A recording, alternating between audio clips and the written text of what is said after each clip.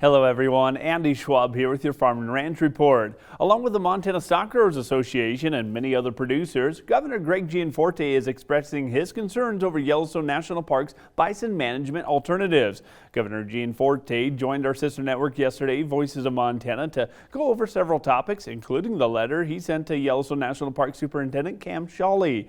Governor Gianforte said the collaboration between his office and the park has been difficult and reminded us of a court order that the Bison Management plan seems to want to forget about while placing that burden on Montana.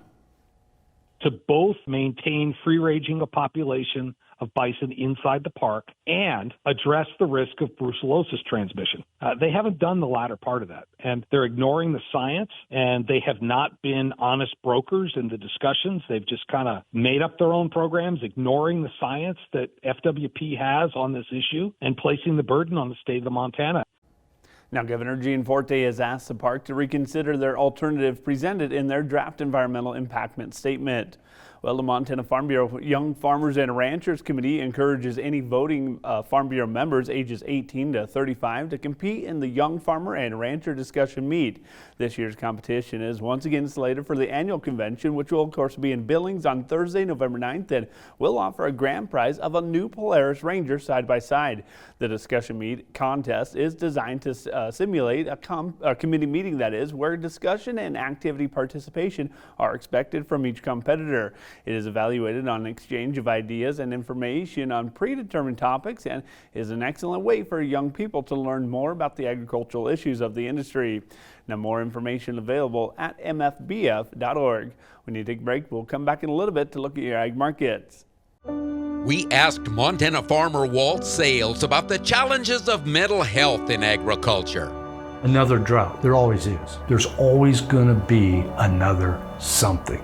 I grew up in a generation of you pulled yourself up by your bootstraps. But it's become evident is what do you do if you can't even find those bootstraps? If you need to talk to somebody, go to beyondtheweather.com for free counseling for Montana ag producers.